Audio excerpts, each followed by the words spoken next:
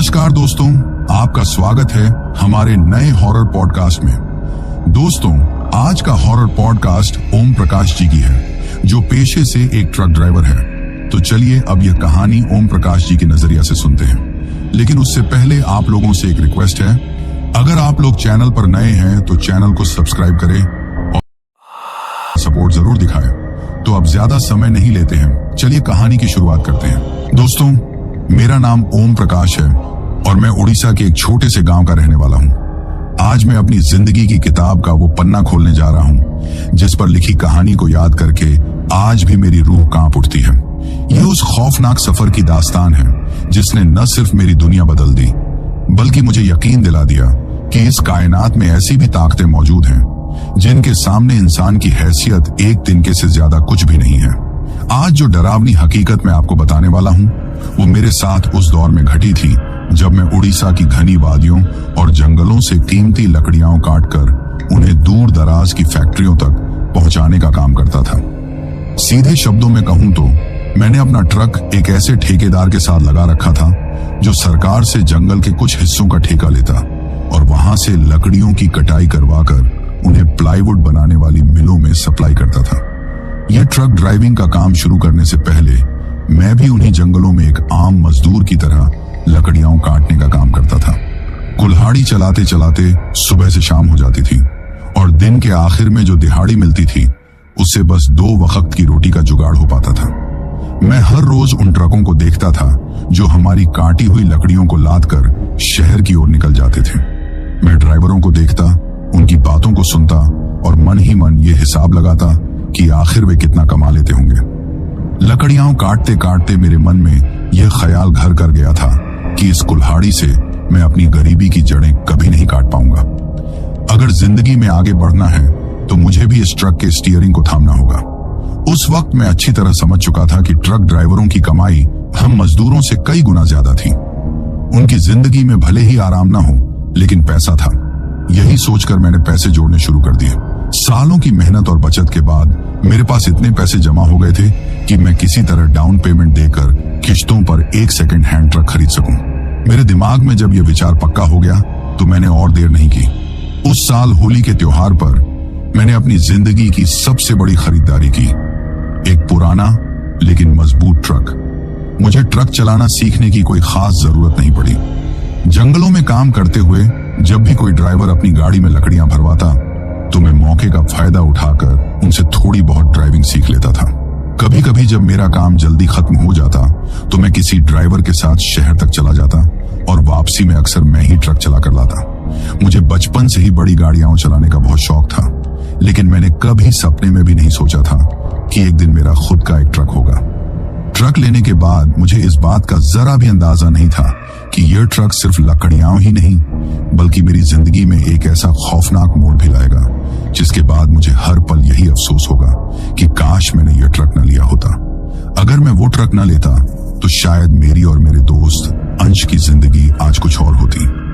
उस खौफनाक सफर की नींव उस दिन पड़ी जब मुझे ट्रक चलाते हुए लगभग 2-3 साल हो चुके थे। जिस ठेकेदार के साथ मैं शुरू से काम कर रहा था उसे व्यापार में बड़ा घाटा हुआ और वह सब कुछ छोड़ छाड़ कर अपने घर लौट गया। कुछ महीने मैं खाली बैठा रहा। ट्रक की किश्तें सिर पर थीं और घर का खर्च चलाना मुश्किल हो रहा था। तभी मुझे पता चला कि जंगल का ठेका एक नए आदमी ने लिया है जो बड़े पैमाने पर लकड़ियों की कटाई करवा रहा है। यह खबर सुनते ही मैं एक दिन अपना ट्रक लेकर उस नए ठेकेदार के पास पहुंच गया। मैंने उससे काम मांगा और कहा कि मुझे बस दिन के 2-4 चक्कर मिल जाए तो मेरा गुजारा हो जाएगा। वह आदमी बड़ा घाघ लग रहा था। उसने पहले तो काम देने में आनाकानी की और जब तैयार हुआ तो बाजार भाव से काफी कम पैसे लगा रहा था। लेकिन घर पर खाली बैठने से तो अच्छा था कि कुछ कमा लिया जाए।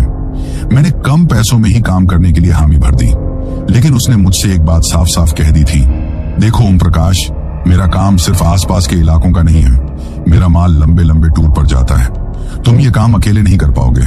तुम्हें अपने साथ एक भरोसेमंद खलासी रखना ही पड़ेगा जो रास्ते में तुम्हारी मदद कर सके और तुम्हारी गैर मौजूदगी में गाड़ी का ध्यान रखे। उसकी बात सुनकर मैं सोचने लगा। मेरे गांव में ही एक लड़का था जिसका नाम अंश था। अंश मेरे बचपन का दोस्त था। वह भी मेरी ही तरह घर पर बेरोजगार बैठा था और काम की तलाश में था। मुझे लगा कि अगर वह मेरे साथ चलेगा तो उसका भी घर चल जाएगा और मुझे भी एक भरोसेमंद साथी मिल जाएगा। जब मैंने अंश को बताया कि उसे मेरे साथ ट्रक पर खलासी का काम करना है तो वह एक पल में ही तैयार हो गया। उसके लिए यह एक बड़ा मौका था। जैसे ही अंश ने काम के लिए हाँ कहा, मैंने तुरंत ठेकेदार को फोन करके बता दिया कि खलासी का इंतजाम हो गया है। अब आप मेरी गाड़ी भरवा दीजिए ताकि मैं आज से ही काम शुरू कर सकूं।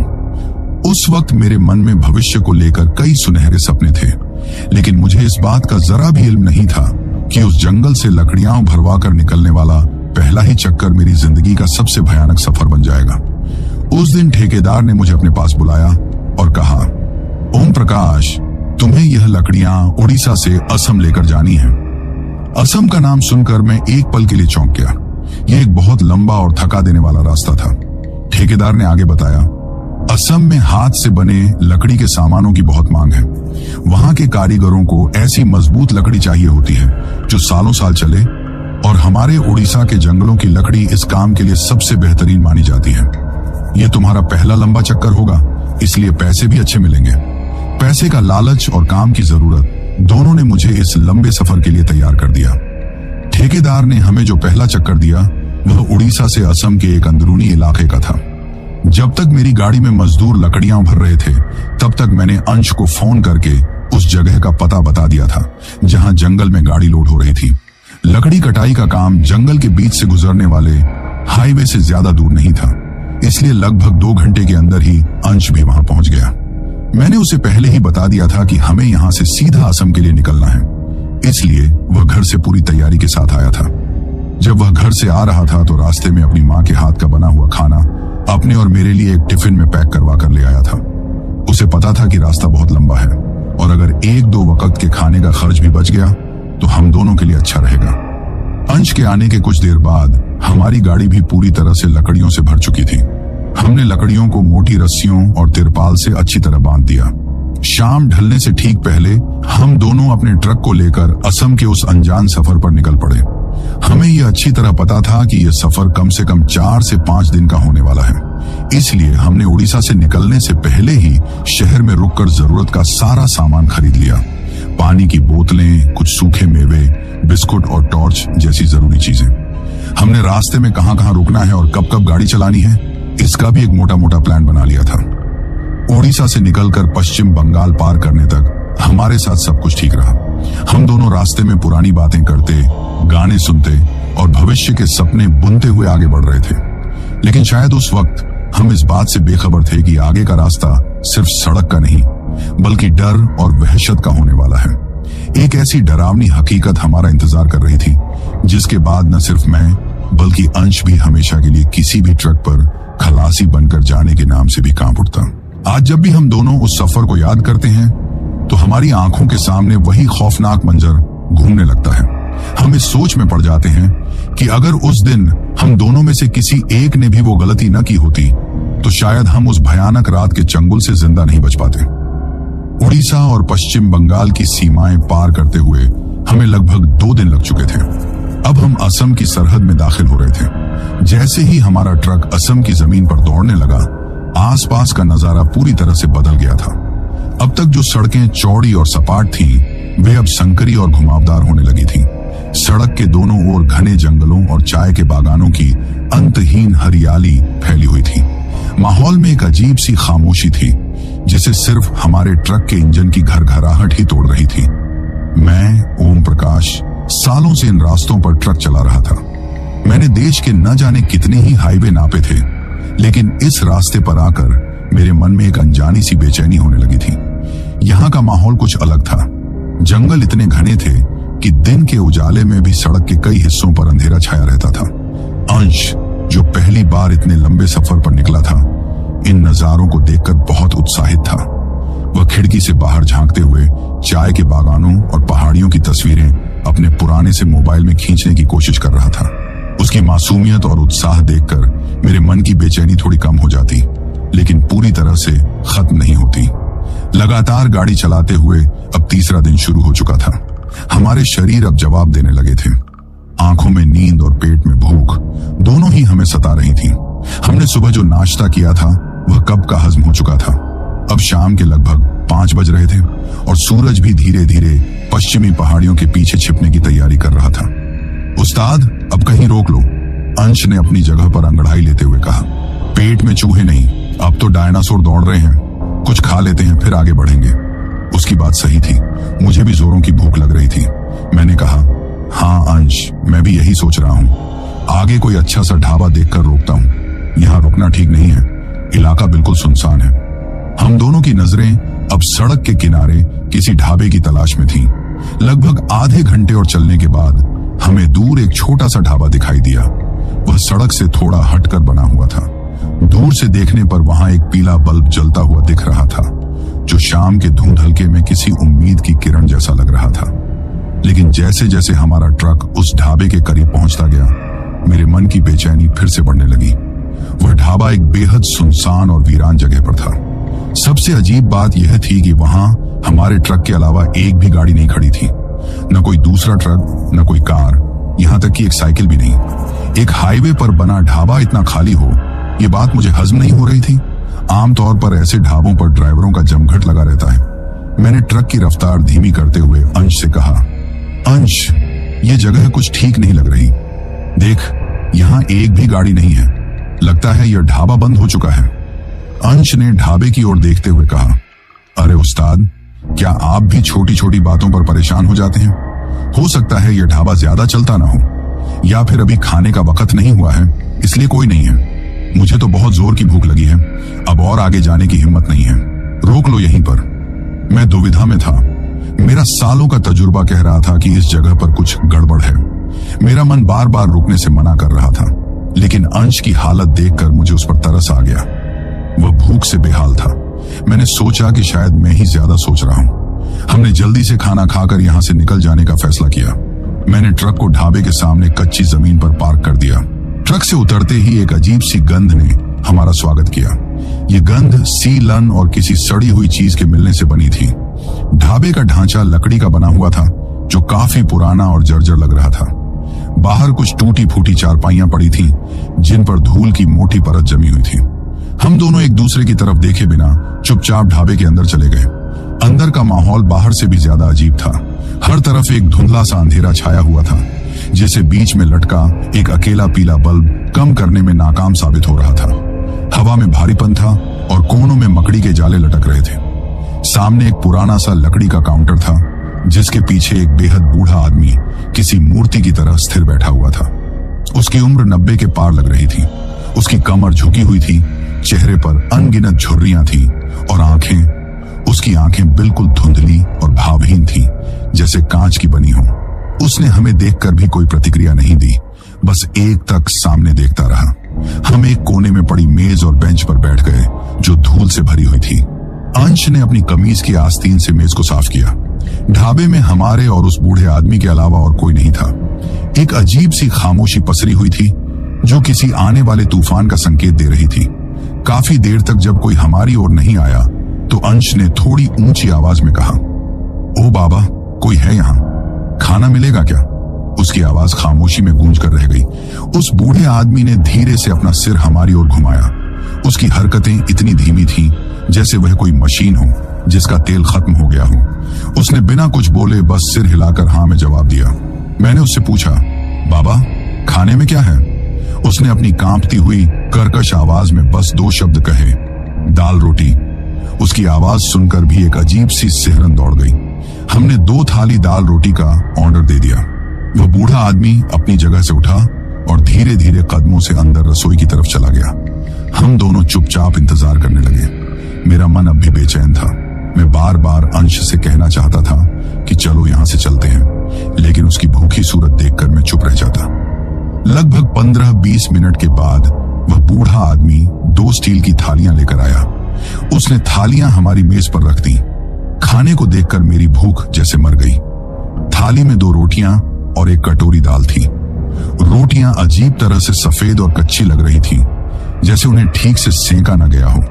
और दाल का रंग भी सामान्य से ज्यादा गहरा था और उसमें से एक अजीब सी हल्की धात्विक गंध आ रही थी। अंश भूख से बेहाल था। उसने बिना कुछ सोचे समझे पहला निवाला तोड़ा और मुंह में रख लिया। ठीक ही है उस्ताद, काम चल जाएगा, उसने कहा। लेकिन मैं देख सकता था कि उसे भी स्वाद कुछ अजीब लग रहा था। मैंने बड़ी मुश्किल से एक निवाला तोड़ा। रोटी रबर की तरह खींच रही थी और दाल का स्वाद कसैला और अजीब था। मुझसे दूसरा निवाला नहीं खाया गया। मैंने रोटी किनारे रख दी। क्या हुआ उस्ताद, आप खा क्यों नहीं रहे? अंश ने पूछा। मन नहीं है अंश, तू खा ले, मैंने कहा और पानी की बोतल खोलकर पीने लगा। अंश ने जल्दी जल्दी अपनी थाली खत्म की। खाना खाने के बाद वह हाथ धोने के लिए उठा। उस्ताद, मैं जरा हाथ धोकर आता हूं। ढाबे के पीछे की तरफ एक पुराना हैंडपंप लगा हुआ था। अंश उसी तरफ चला गया। मैं मेज पर बैठा उसका इंतजार कर रहा था और लगातार उस बेचैनी से लड़ रहा था जो मेरे दिमाग पर हावी होती जा रही थी। कुछ ही पल बीते होंगे कि अचानक पीछे से अंश के चीखने की आवाज आई। वह डर और घिन से भरी हुई चीख थी। मैं अपनी जगह से उछल पड़ा और तेजी से पीछे की तरफ भागा। मैंने देखा कि अंश हैंडपंप के पास खड़ा था और अपने हाथों को घूर रहा था। उसके चेहरे पर हवाइयां उड़ रही थीं। क्या हुआ अंश? मैंने घबरा कर पूछा। उसने डर से कांपते हुए अपने हाथ मेरी तरफ बढ़ा दिए। मैंने देखा कि उसके हाथों पर पानी की जगह एक गाढ़ा, काला और चिपचिपा तरल पदार्थ लगा हुआ था। उसमें से सड़ी हुई मिट्टी और लोहे के जंग जैसी मिलीजुली गंध आ रही थी। यह खून नहीं था, लेकिन खून से भी ज्यादा घिनौना और डरावना लग रहा था। उस्ताद, यह हैंडपंप से निकला है, उसने हकलाते हुए कहा। मेरा दिमाग सुन्न पड़ गया। मैंने हैंडपंप की नाली में देखा, वहां वही काला तरल जमा हुआ था। अब मेरा शक यकीन में बदल चुका था। इस जगह पर जरूर कोई भयानक राज दफन था। हम दोनों के दिल जोर जोर से धड़क रहे थे। चल अंश, चल यहां से, मैंने उसका हाथ पकड़ते हुए कहा। हमें एक पल भी यहां नहीं रुकना है। हम दोनों तेजी से ढाबे के अंदरूनी हिस्से से होते हुए बाहर की ओर भागे। हमारी नजरें उस बूढ़े आदमी को ढूंढ रही थीं ताकि उससे पैसे के बारे में पूछ सकें, लेकिन काउंटर अब खाली था। वो बूढ़ा आदमी वहां नहीं था। वह ऐसे गायब हो गया था जैसे कभी वहां था ही नहीं। बाबा, ओ बाबा, मैंने आवाज लगाई, लेकिन खामोशी के सिवा कोई जवाब नहीं आया। अब हमारा डर अपनी चरम सीमा पर था। हमें समझ आ गया था कि हम किसी बहुत बड़ी मुसीबत में फंस गए हैं। हमने पैसे देने का विचार भी छोड़ दिया और अपनी जान बचाने के लिए ढाबे से बाहर भागे। हम लगभग दौड़ते हुए अपने ट्रक तक पहुंचे। मैंने जल्दी से ट्रक स्टार्ट किया। अंश कांपते हुए मेरे बगल वाली सीट पर बैठ गया। मैंने ट्रक को तेजी से रिवर्स करके हाईवे पर लिया और जितनी तेजी से हो सकता था उसे भगाना शुरू कर दिया। मैंने अनजाने में ही साइड मिरर में देखा। एक पल के लिए मेरा खून जम गया। मुझे ऐसा लगा जैसे ढाबे के सामने सड़क के बीचों बीच वही बूढ़ा आदमी एकटक हमें घूर रहा है। उसका शरीर बिल्कुल स्थिर था, लेकिन उसकी आंखें जैसे अंधेरे में चमक रही थीं। मैंने तुरंत अपनी नजरें सामने सड़क पर गड़ा दी। अंश अपनी पानी की बोतल से बार बार अपने हाथों को धो रहा था। उसका चेहरा सफेद पड़ चुका था। उस ढाबे के भयानक अनुभव ने हम दोनों को बुरी तरह से डरा दिया था। हम दोनों ने तय किया कि अब चाहे कितनी भी भूख लगे या नींद आए, हम किसी भीड़ भाड़ वाले रोशन कस्बे में पहुंचने से पहले कहीं नहीं रुकेंगे। रात गहराती जा रही थी। हम उस सुनसान डरावने हाईवे पर अपने ट्रक को भगाए जा रहे थे। ढाबे की याद और उस बूढ़े आदमी का भावहीन चेहरा बार बार हमारी आंखों के सामने आ रहा था। हमें ऐसा महसूस हो रहा था जैसे वह खामोशी, वह अंधेरा और वह अनजानी सी दहशत हमारा पीछा कर रही है। हमें नहीं पता था कि यह तो सिर्फ उस खौफनाक रात की शुरुआत थी। असली खतरा तो अभी आगे हमारा इंतजार कर रहा था। उस खौफनाक ढाबे से निकलने के बाद मैंने ट्रक की रफ्तार को कम नहीं किया था। हम दोनों बुरी तरह से सहमे हुए थे। अंश मेरे बगल में चुपचाप बैठा था और रह रहकर अपने हाथों को देख लेता, जैसे उसे अब भी उन पर उस काले घिनौने तरल की चिपचिपाहट महसूस हो रही हो।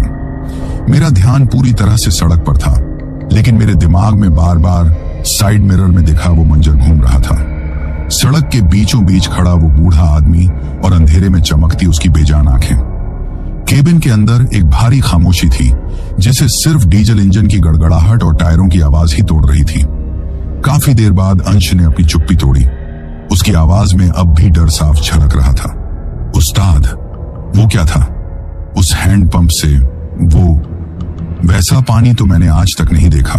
मैंने एक गहरी सांस ली और सड़क से नजरें हटाए बिना कहा, मुझे नहीं पता अंश, लेकिन जो भी था वो सही नहीं था।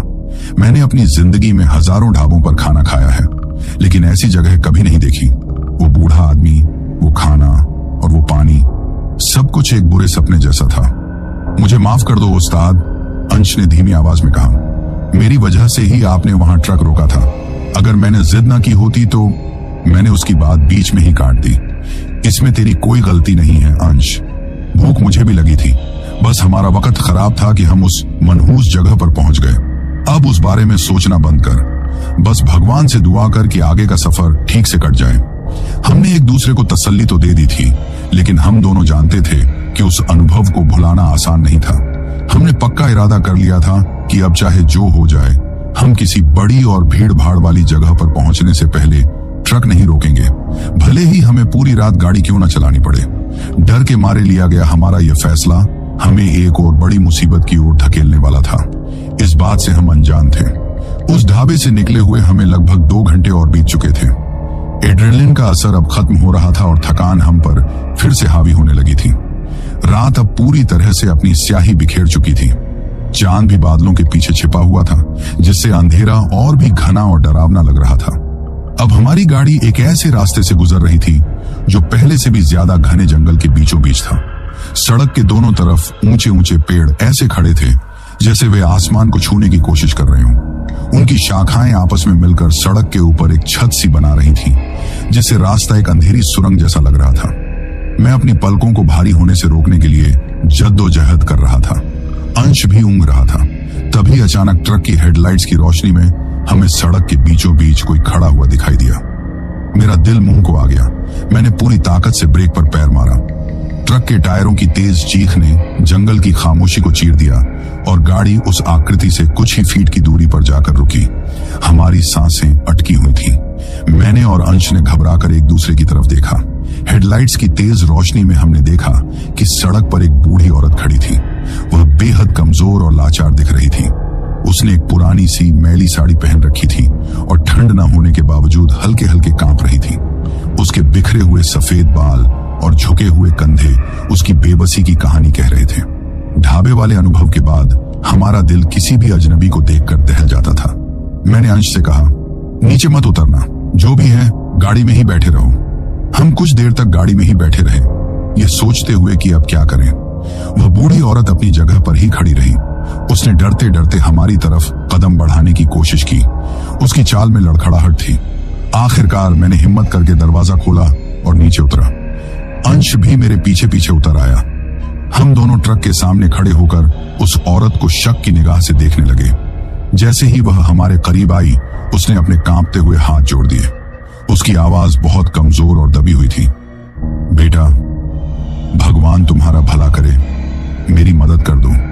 कौन हो तुम माई? और इस वक्त इस घने जंगल में अकेले क्या कर रही हो? मैंने थोड़ी सख्ती से पूछा। मेरे मन का डर मुझे नरम नहीं होने दे रहा था। उस बूढ़ी औरत की आंखों में आंसू आ गए। उसने अपनी साड़ी के पल्लू से आंखें पोंछते हुए एक दर्द भरी कहानी सुनाई। उसने बताया कि वह अपने बेटे और बहू के साथ पास के ही एक गांव में किसी पूजा में शामिल होने जा रही थी। रास्ते में गाड़ी में किसी बात पर उसकी अपने बेटे से कहासुनी हो गई। उसका बेटा गुस्से में आपा खो बैठा और उसे बीच रास्ते में ही उतारकर आगे चला गया। उसने बताया कि उसे यहाँ खड़े हुए कई घंटे हो चुके हैं। कई गाड़ियां आईं और गईं, लेकिन किसी ने उसकी मदद नहीं की। बेटा, आगे बस 10-15 किलोमीटर दूर ही मेरा गांव है, मुझे बस वहां तक छोड़ दो। इस जंगल में मुझे बहुत डर लग रहा है। जंगली जानवरों का भी खतरा है। मैं तुम्हें बहुत दुआएं दूंगी, उसने रोते हुए कहा। उसकी कहानी सुनकर मेरा दिल पसीजने को हुआ, लेकिन मेरे दिमाग की बत्तियां जल रही थीं। ढाबे की घटना के बाद मेरा मन किसी भी अजनबी पर भरोसा करने को तैयार नहीं था। इस अजीब और डरावनी रात में इस सुनसान जंगल के बीचों बीच एक बूढ़ी औरत का इस तरह मिलना, ये सब कुछ बहुत अजीब था। मेरी छठी इंद्री मुझे खतरे का संकेत दे रही थी। मैं उसे साफ साफ मना करने ही वाला था, लेकिन तभी अंश ने मेरे कान में फुसफुसाया, उस्ताद, हम इन्हें ऐसे कैसे छोड़कर जा सकते हैं? देखो तो कितनी लाचार हैं। अगर इनकी कहानी सच हुई तो हम एक बूढ़ी औरत को मरने के लिए इस जंगल में नहीं छोड़ सकते। ये बहुत बड़ा पाप होगा। गांव ज्यादा दूर भी तो नहीं है। हम इन्हें छोड़कर तुरंत आगे निकल जाएंगे। क्या पता इनकी मदद करने से हमारा रास्ता साफ हो जाए और उस ढाबे वाला मनहूस साया भी कट जाए। अंश की बातों ने मुझे फिर से दुविधा में डाल दिया। एक तरफ मेरा डरा हुआ मन था और दूसरी तरफ मेरा ज़मीर। किसी बेबस को इस हाल में छोड़कर आगे बढ़ जाना मुझे भी सही नहीं लग रहा था। आखिरकार मेरे ज़मीर ने मेरे डर को हरा दिया। मैंने एक गहरी सांस ली और उस बूढ़ी औरत से कहा, ठीक है माई, आप बैठ जाइए, हम आपको आपके गांव तक छोड़ देंगे। यह सुनकर उसके चेहरे पर एक हल्की सी राहत दिखाई दी। हम दोनों ने मिलकर उसे सहारा दिया और ट्रक के केबिन में चढ़ाया। वह हम दोनों के बीच वाली सीट पर बैठ गई। उसके बैठते ही केबिन के अंदर का माहौल अचानक से ठंडा और बोझिल सा हो गया, जैसे किसी ने सारी हवा बाहर खींच ली हो। मैंने ट्रक आगे बढ़ाया। अब गाड़ी की रफ्तार पहले से कम थी। हम उस गांव के आने का इंतजार कर रहे थे। कुछ देर तक हम तीनों चुपचाप बैठे रहे। फिर मैंने खामोशी तोड़ने के लिए पूछा, माई, आपके गांव का नाम क्या है? उसने कुछ ऐसा नाम बताया जो मैंने पहले कभी नहीं सुना था। उसकी आवाज अब भी कांप रही थी, लेकिन उसमें एक अजीब सी गहराई थी। जैसे जैसे हम आगे बढ़ रहे थे, केबिन के अंदर की ठंडक बढ़ती जा रही थी। अंश ने उससे बात करने की कोशिश की। माई, आपके बेटे ने बहुत गलत किया। अपनी माँ के साथ ऐसा कौन करता है? इस पर उस बूढ़ी औरत ने कोई जवाब नहीं दिया, बस एक अजीब सी खामोशी से सामने देखती रही। कुछ देर बाद वो खुद ही बुदबुदाई, ये जंगल भूखा है, बहुत भूखा। ये हमेशा अपना भोजन ढूंढ ही लेता है। उसकी यह बात सुनकर मेरे रोंगटे खड़े हो गए। मैंने अंश की तरफ देखा। उसके चेहरे पर भी हैरानी और डर के भाव थे। मैंने बात को बदलने की कोशिश की। माई, आप चिंता मत कीजिए, हम आपको सुरक्षित घर पहुंचा देंगे। इस पर वह हमारी तरफ देखकर मुस्कुराई, लेकिन वह मुस्कान किसी भी तरह से सामान्य नहीं थी। वह एक खाली और डरावनी मुस्कान थी। उसने कहा, तुम दोनों के दिल बहुत अच्छे हैं बेटा, और अच्छे दिल सबसे मीठे होते हैं। अब हमारा डर हद से ज्यादा बढ़ चुका था। उसकी हर बात, हर हरकत हमारे दिलों में खौफ पैदा कर रही थी। हमने लगभग 20-25 किलोमीटर का सफर तय कर लिया था, लेकिन दूर दूर तक किसी गांव का कोई नामो निशान नहीं था। अंधेरा और जंगल और भी घना होता जा रहा था। मैंने अब सीधे सीधे उससे पूछा, माई, आपने तो कहा था कि गांव बस 10-15 किलोमीटर दूर है। हम तो उससे काफी आगे आ चुके हैं। आपका गांव अभी तक क्यों नहीं आया? मेरी बात सुनकर वह बूढ़ी औरत धीरे धीरे हंसने लगी। वह एक सूखी और डरावनी हंसी थी जो केबिन में गूंज रही थी। उसने अपना चेहरा मेरी तरफ घुमाया। हेडलाइट की हल्की रोशनी जो केबिन में आ रही थी, उसमें मैंने देखा कि उसकी आंखें अब धुंधली नहीं थी। वे अंधेरे में हल्की हल्की चमक रही थी, ठीक वैसी ही जैसी मैंने ढाबे वाले बूढ़े की आंखों में देखी थी। उसने अपनी उसी डरावनी मुस्कान के साथ कहा, पहुंच गए बेटा, बस पहुंच ही गए। तुम दोनों ठीक वहीं पहुंच गए हो जहां तुम्हें होना चाहिए। उसकी यह बात सुनकर मेरे शरीर का सारा खून जम गया। स्टीयरिंग पर मेरी पकड़ कांपने लगी। मुझे यह समझने में एक पल भी नहीं लगा कि हमने उस ढाबे से बचकर एक और बड़ी और शायद आखिरी गलती कर दी है। हम किसी इंसान को नहीं, बल्कि किसी भयानक बला को अपनी गाड़ी में बिठाकर मौत की ओर बढ़ रहे थे। पहुंच गए बेटा, बस पहुंच ही गए। तुम दोनों ठीक वहीं पहुंच गए हो जहां तुम्हें होना चाहिए। उस बूढ़ी औरत के मुंह से निकले ये शब्द किसी झर से भरे तीर की तरह मेरे कानों में घुसे और मेरे पूरे जिस्म में फैल गए। स्टीयरिंग पर मेरे हाथ कांपते हुए सुन्न पड़ गए। मेरा दिमाग काम करना बंद कर चुका था। बगल में बैठा अंश पत्थर की मूर्ति बन चुका था।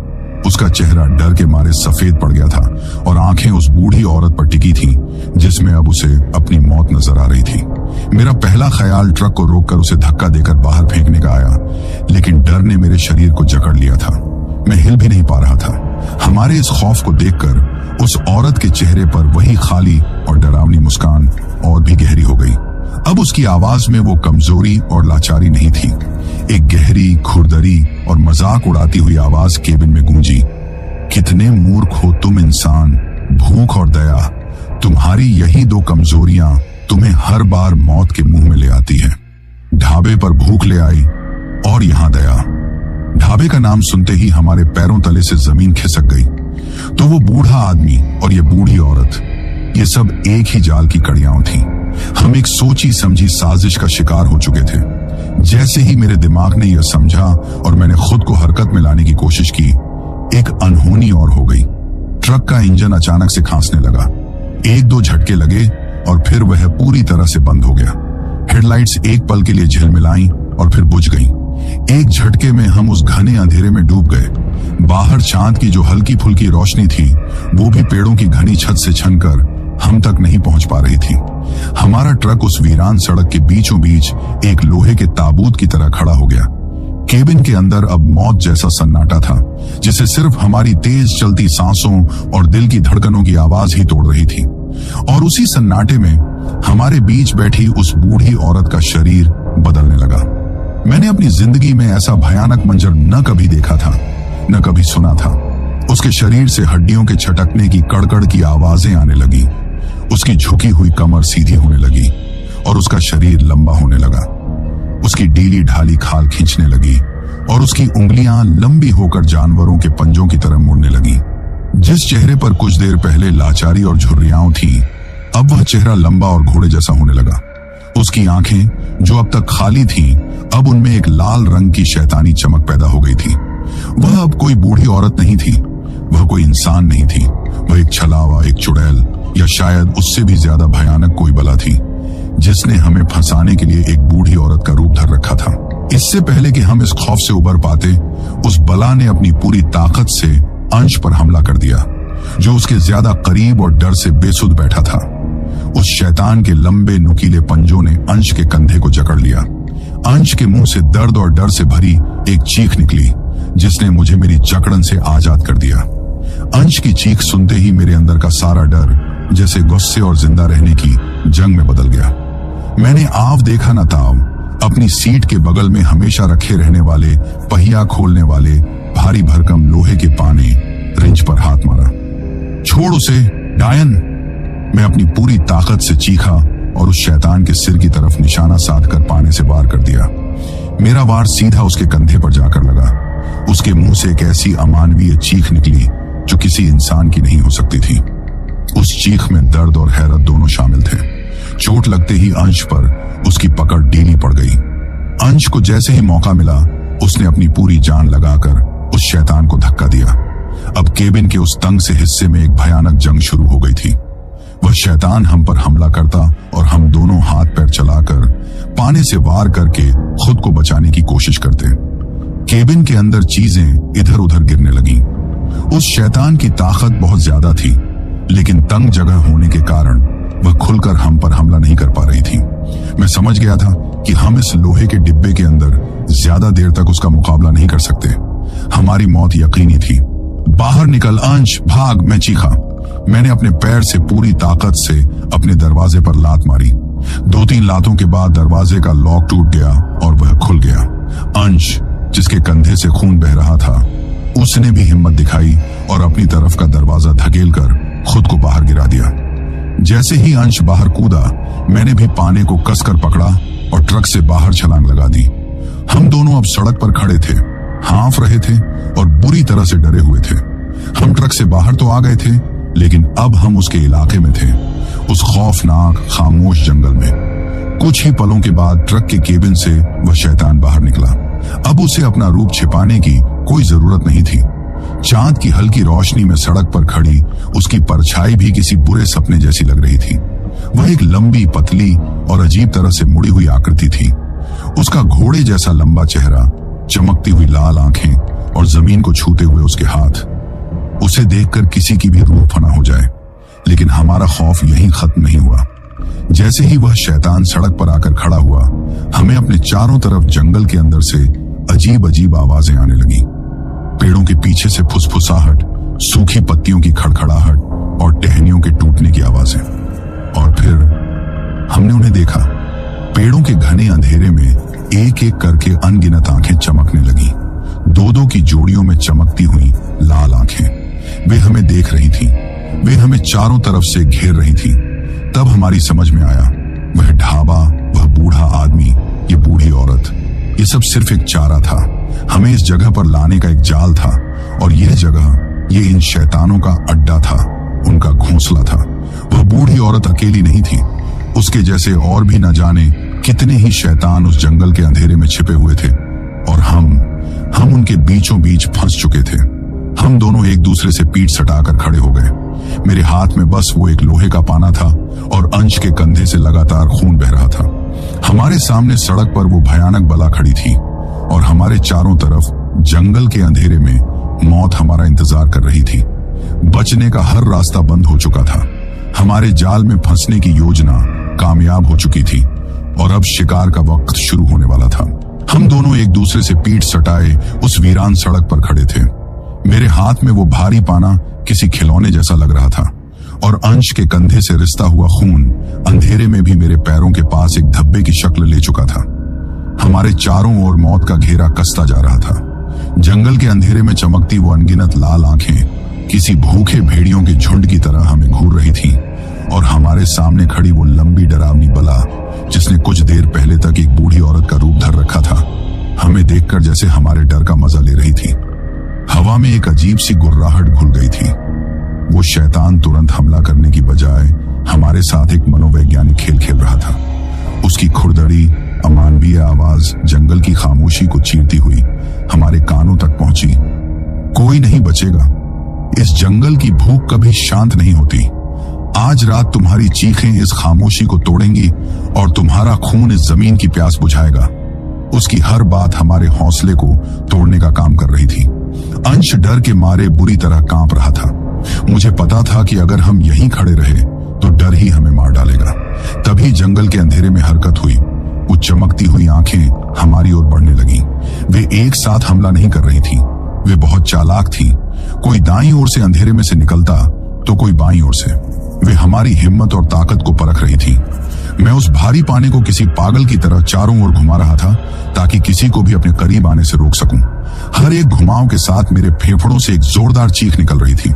ये एक भयानक और अराजक लड़ाई थी। हम एक ऐसे दुश्मन से लड़ रहे थे जिसे हम ठीक से देख भी नहीं पा रहे थे। बस अंधेरे में से गुर्राने की आवाजें आती, कोई साया हमारे पास से तेजी से गुजरता और हम खुद को बचाने के लिए हाथ पैर मारते। इस संघर्ष में अंश की हालत बिगड़ती जा रही थी। उसके कंधे का जख्म गहरा था और लगातार खून बहने से वह कमजोर पड़ रहा था। एक बार एक साया उसके बहुत करीब आ गया और उसने लड़खड़ाकर अपना संतुलन खो दिया। वह जमीन पर गिरने ही वाला था कि मैंने उसे अपनी बाहों से सहारा देकर संभाला। मैं समझ गया था कि अंश अब ज्यादा देर तक खड़ा नहीं रह पाएगा। मुझे न सिर्फ लड़ना था बल्कि उसे संभालना भी था। मेरा बोझ दोगुना हो गया था। मेरा दिमाग तेजी से कोई रास्ता तलाश रहा था। हम इस खुली सड़क पर इन शैतानों के झुंड से नहीं जीत सकते थे।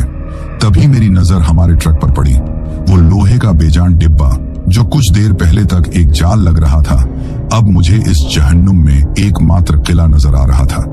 इंजन भले ही बंद था लेकिन उसका ढांचा हमें कुछ देर के लिए तो बचा ही सकता था।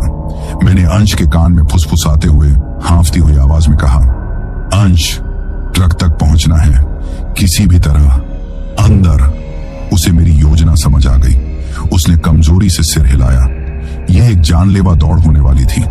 मैंने अंश को अपनी पीठ और पाने के बीच एक तरह से ढाल बनाकर ट्रक की ओर धकेलना शुरू किया। चल अंश, भाग, मैं चीखा। हम दोनों ने अपनी बची खुची ताकत बटोरकर ट्रक की ओर दौड़ लगा दी। यह हमारे जीवन की सबसे भयानक दौड़ थी। वो शैतान समझ गए थे कि हम क्या करने की कोशिश कर रहे हैं। वे चारों तरफ से हम पर टूट पड़े। किसी के नुकीले पंजों ने मेरी पीठ पर लकीर खींच दी तो किसी ने अंश के पैर को पकड़ने की कोशिश की। हम गिरते पड़ते एक दूसरे को खींचते हुए आगे बढ़ रहे थे। हर एक कदम एक जंग की तरह था। आखिरकार हम ट्रक के दरवाजे तक पहुंच गए। मैंने अंश को पूरी ताकत से पैसेंजर सीट की ओर धकेला और खुद ड्राइवर सीट की ओर भागा। अंश ने लड़खड़ाते हुए दरवाजा खोला और अंदर गिर पड़ा। मैंने भी अपना दरवाजा खोला और अंदर कूद गया। हमने लगभग एक ही समय पर अपने दरवाजे बंद किए। दरवाजा बंद होने की खटाक की आवाज के साथ ही दर्जनों शैतान हमारे ट्रक से आकर टकराए। हम बच गए थे लेकिन सिर्फ कुछ पलों के लिए। असली कहर तो अब शुरू हुआ था। हम दोनों सांसें काबू करने की कोशिश कर रहे थे और बाहर वो शैतान हमारे ट्रक पर चढ़ गए थे। वे दरवाजों पर जोर जोर से हाथ पैर मार रहे थे। खिड़कियों को अपने नुकीले पंजों से खुरच रहे थे। खरोंचों की कर्र कर्र की आवाज हमारे कानों में पिघले हुए शीशे की तरह उतर रही थी। वे हमारे ट्रक को बुरी तरह से हिला रहे थे, जैसे उसे पलट देना चाहते हों। बाहर से आती वो भयानक गुर्राहटें, चीखें और खरोंचों की आवाजों ने मिलकर एक ऐसा शोर पैदा किया था जो किसी भी इंसान को पागल करने के लिए काफी था। हम उस लोहे के डिब्बे में कदैद थे और बाहर मौत नाच रही थी। तभी ड्राइवर साइड की खिड़की के शीशे पर एक जोरदार वार हुआ। शीशे पर मकड़ी के जाले की तरह दरारें पड़ गईं। वह मुख्य शैतान जिसने बूढ़ी औरत का रूप धरा था, अपनी पूरी ताकत से शीशे पर वार कर रहा था। एक और वार पड़ा और शीशा छटकने लगा। अंश डर के मारे रोने लगा था। उस्ताद, अब हम नहीं बचेंगे, यह शीशा टूटने वाला है। मैंने उसे दिलासा देने की कोशिश की, लेकिन मेरे खुद के हलक में शब्द सूख गए थे। मुझे अपनी मौत साफ साफ नजर आ रही थी। मैंने अपनी आंखें बंद कर ली और अपने परिवार को याद करने लगा।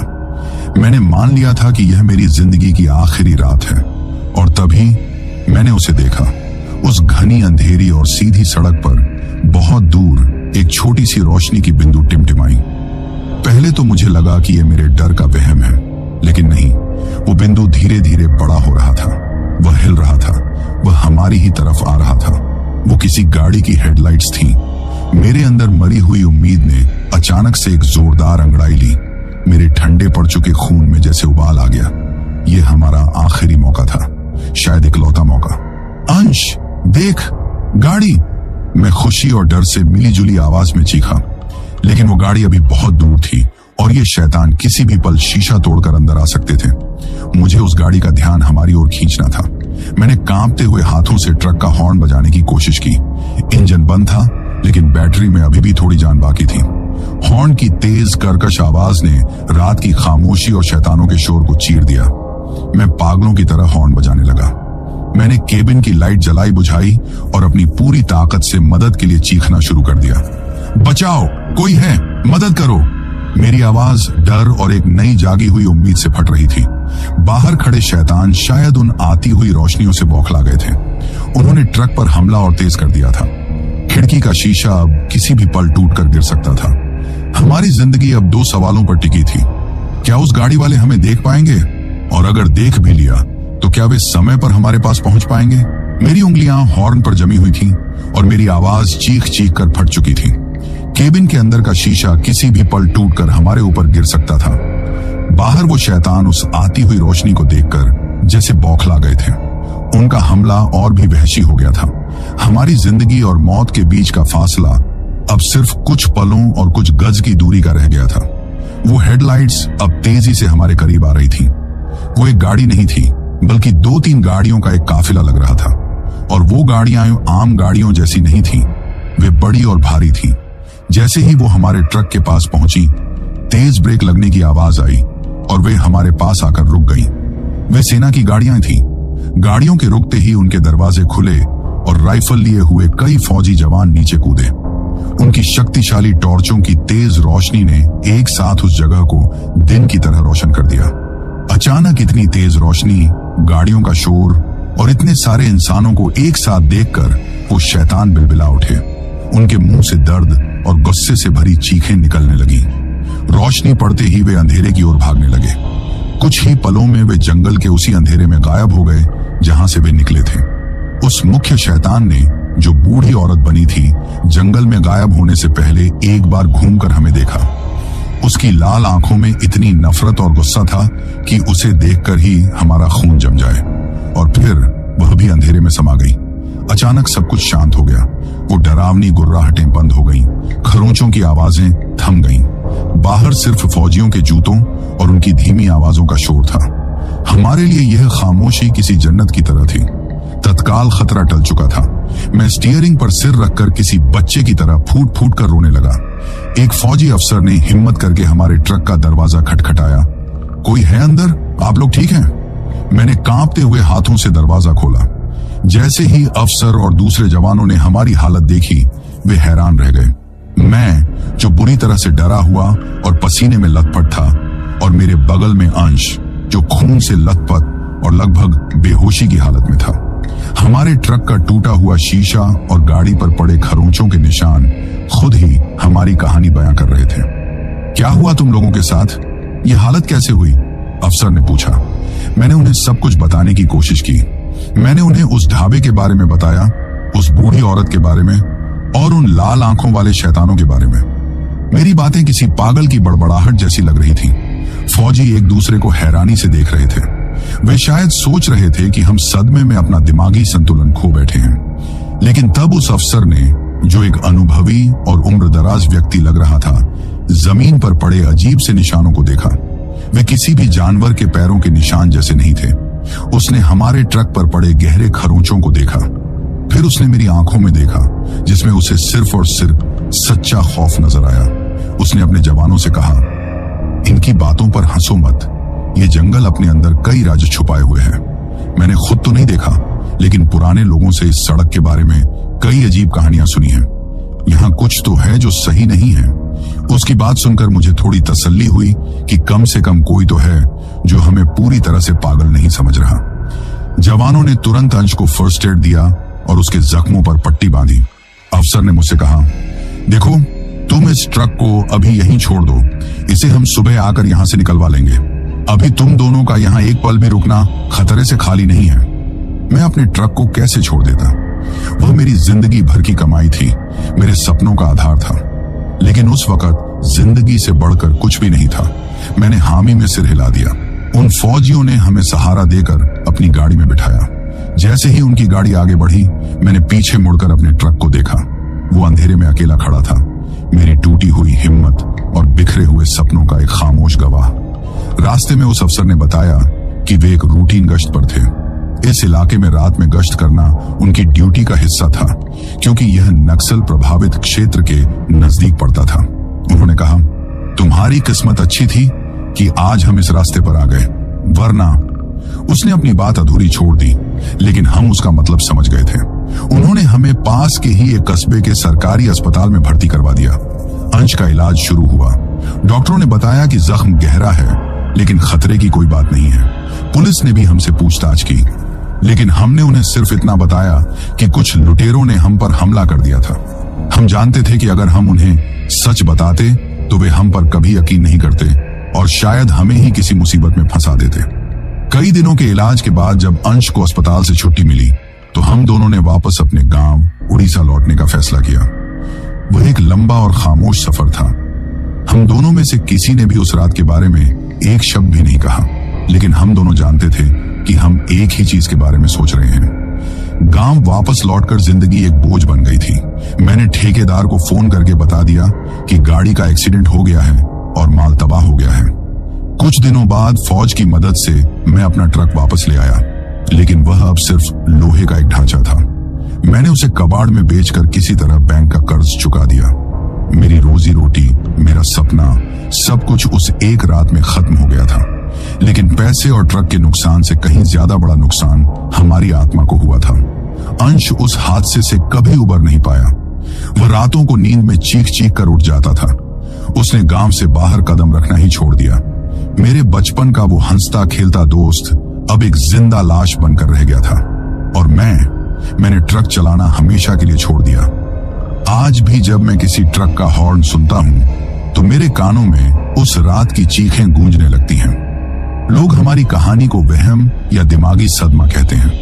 वे कहते हैं कि शायद हम पर किसी जंगली जानवर ने हमला किया होगा और डर के मारे हमने कुछ और ही समझ लिया। लेकिन वे गलत हैं। ये कोई कहानी नहीं है, ये कोई वहम नहीं है। ये वो भयानक हकीकत है जिसे मैंने और अंश ने अपनी आंखों से देखा है, अपने जिस्म पर महसूस किया है। ये वो जख्म है जो वक्त के साथ भी कभी नहीं भरेगा। हमने उस रात सिर्फ अपना माल और अपना ट्रक नहीं खोया था, हमने अपनी मासूमियत, अपनी हिम्मत और अपनी जिंदगी का सुकून खो दिया था। और हमें यह भी पता चल गया था कि इस दुनिया में तर्क और विज्ञान से परे एक और दुनिया भी है, एक अंधेरी और खौफनाक दुनिया जो सिर्फ अपना शिकार ढूंढती है। तो दोस्तों, ये कहानी यहीं खत्म हुई।